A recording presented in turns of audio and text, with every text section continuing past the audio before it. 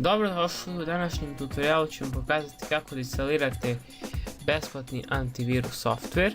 Ja sam se odlučio da izaberem Avast antivirus jer je besplatan i dobar antivirus program. Sada pokrenite instalaciju programa. Instalacija se nalazi na zvaničnom sajtu Avast gdje možete preuzeti ovu besplatnu instalaciju. Zatim sada očekirajte ova polja za brauzere da ne instalira ekstenzije. Naravno možete da ostavite, stvar je na vama. Zatim promenite jezik koji vam odgovara, ja ću izabrati srpski.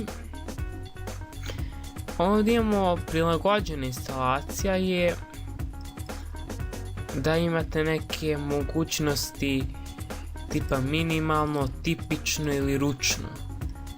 Ručno možete da izaberete više jezika, da isključite na primjer gadget, software updater i druge stvari koje vam nisu toliko potrebne.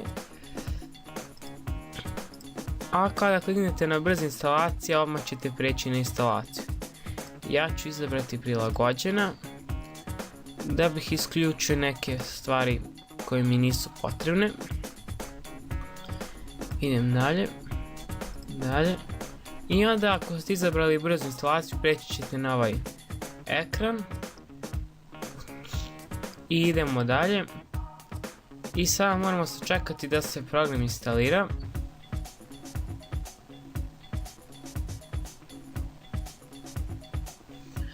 Zatim će vas program obavestiti da vam je ostalo 30 dana besplatnog korištenja programa.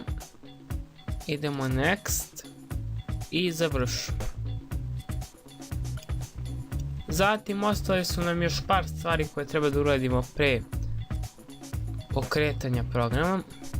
I u stvari da bi program funkcionisao, znači evo nas sad obaveštava da je program instaliran. Pokreće automatski scan, to nam ne treba. Evo, sad će vas Windows obavestiti da instalira software za zaštitu računara ili antivirus. Kliknite da verujem izdavaču da bi Windows dozvolio antivirusu da radi. I to je to.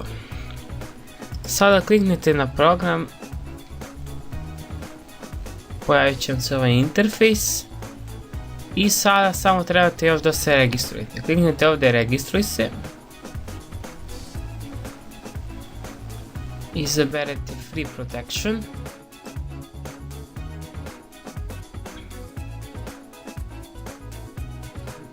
Zatim možete se registrovati putem društvene mreže Facebook ili klasičnom registracijom. Ja ću izabrati klasičnu registraciju. Podesite ovdje. Zatim vaše ime.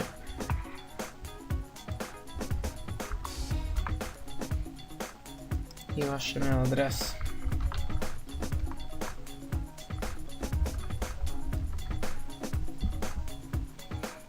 Idemo register with mail address.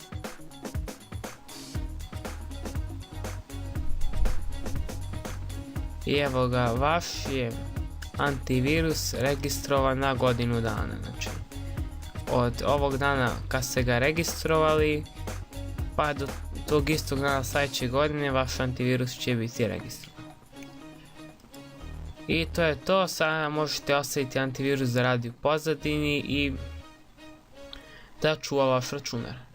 I to je bilo to u mom tutorialu i vidimo se.